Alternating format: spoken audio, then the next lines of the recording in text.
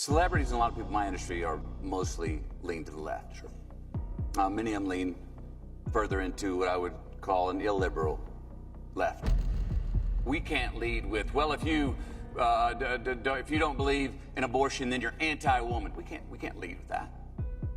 We can't lead with, well, the word means more and is more important than your intent. We can't lead with that. So we have to watch.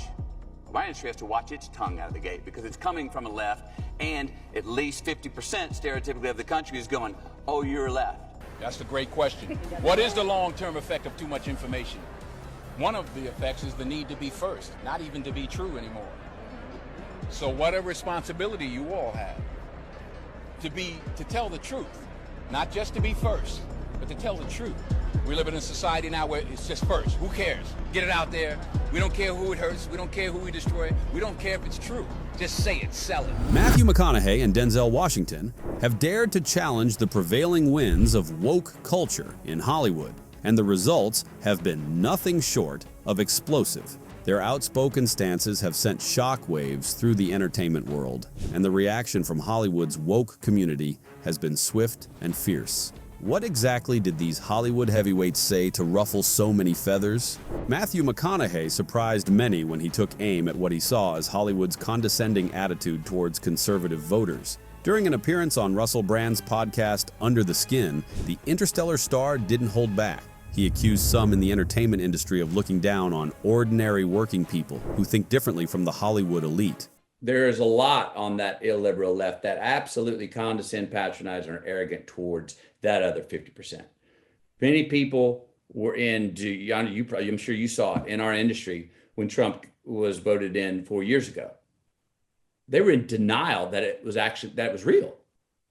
And some of them were in absolute denial. McConaughey didn't stop there. He went on to criticize celebrity-filled get out and vote videos, pointing out the hypocrisy of stars who spend most of their time criticizing anyone with different views. This is where the left misses it for me, just as far as being a marketeer of a political side. When you say, hey, we want to get out the vote, we want people to be able to go vote. We're going to do a campaign to let people vote. I'm like, 100%. Yes, everyone. Is there anyone who would say no to that? That's universal. You have 100% of the audience going, I'm in. That's a constitutional right as an American. I'm in, yes. And then they can't help themselves. At the very end of it, they go, so we don't let those criminal bastards get back in office. You're going, whoa. You're like, no, don't say the last part. You lost 50% of your audience. And that's, part of why so much of the nation of that 50% looks at us in Hollywood as like going, oh, yeah, another celebrity over there on the West Coasters and the elite in the Northeast. And that's what y'all say. Because even from just a sales point of view, don't tab that gotcha on the end. And then you have your audience is twice as big and you're getting what you want. You're getting twice as much as you're getting two times as much as you would if you just didn't tab on that little stick it to them at the end. The actor called for more understanding and a willingness to meet in the middle politically. It was a bold stance in an industry often accused of liberal bias. But how did people react to McConaughey's call for unity?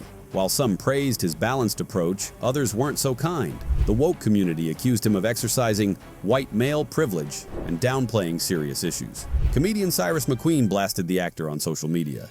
Here is his full tweet. I enjoy Matthew McConaughey as a performer, but his politics reek of the sort of white male privilege that guarantees he's never had to truly evolve. To call the left arrogant when liberals have traditionally succumbed to the bigoted and peremptory hamstringing change is dishonest. This Hollywood drama was just getting started, and trust me, you won't want to miss what happened next. If you're loving this, quickly hit that subscribe button right now. In subsequent videos, we'll dive deep into other celebrities' stances about the woke movement. Don't let the algorithm hide these juicy stories from you. Subscribe and stay in the loop. Many other woke liberals went on to speak against McConaughey. However, this makes you wonder, why did his relatively moderate stance provoke such strong reactions? Well, that's just how the woke community is wired.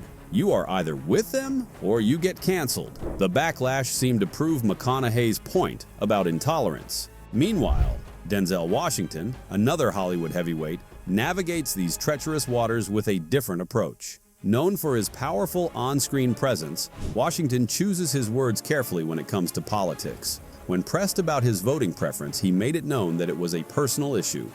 What was the question?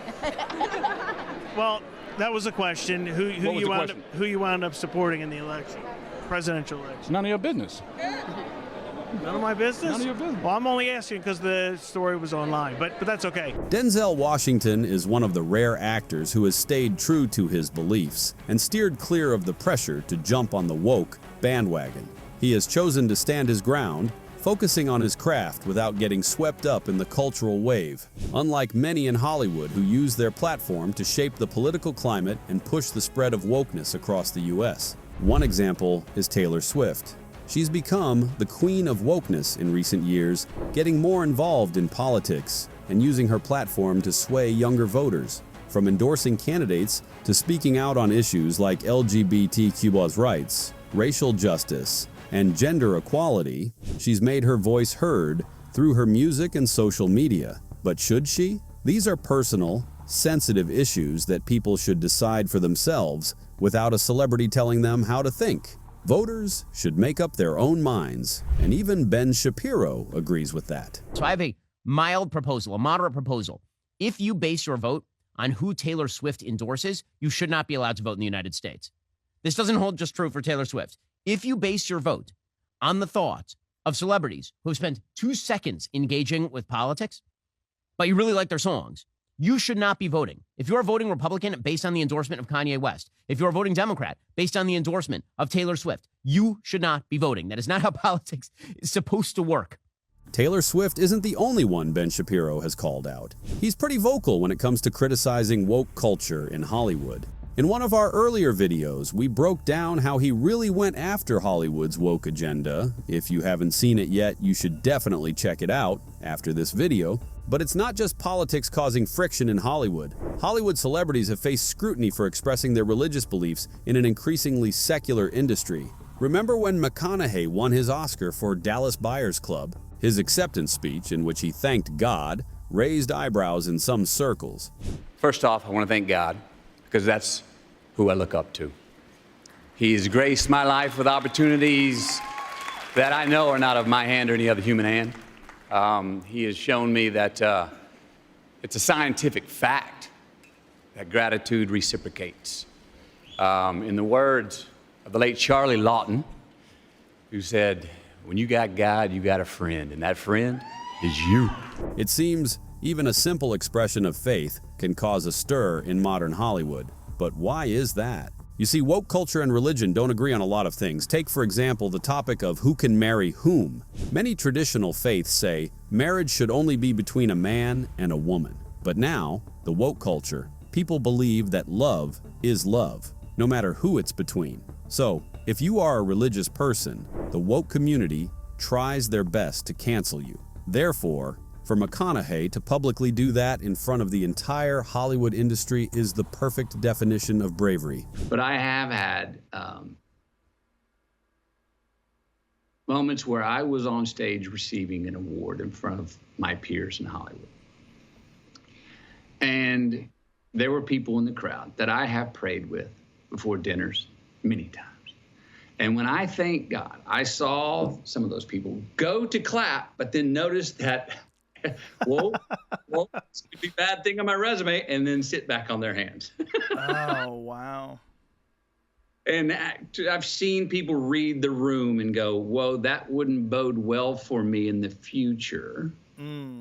If for getting a job or getting vote. It's not just about individuals feeling hesitant to express their religious beliefs anymore. The entire system seems to be bending under the weight of new cultural expectations. In 2024, they introduced diversity standards for Best Picture nominees. Films must now meet specific criteria for on-screen representation, themes, and narratives. At first glance, these standards might seem like a step in the right direction. After all, shouldn't our films reflect the diverse world we live in? But here's where it gets interesting. Some industry insiders, including the legendary Denzel Washington, argue that this approach misses the mark entirely. Under his leadership?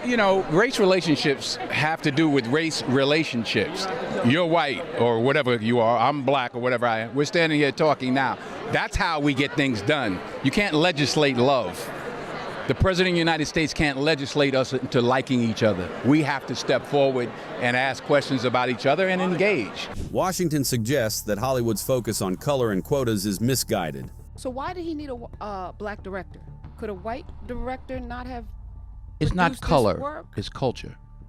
Explain the difference, because I think we're in Steven a space Spielberg right did Schindler's List. now. Martin Scorsese did Goodfellas, right? Steven Spielberg could direct Goodfellas. Martin Scorsese probably could have done a good job with Schindler's List. But they're cultural differences. I know, you know, we all know what it is when a hot comb hits your hair on a Sunday morning, what it smells like. That's a cultural difference, not just a color difference. All right. So it's the culture.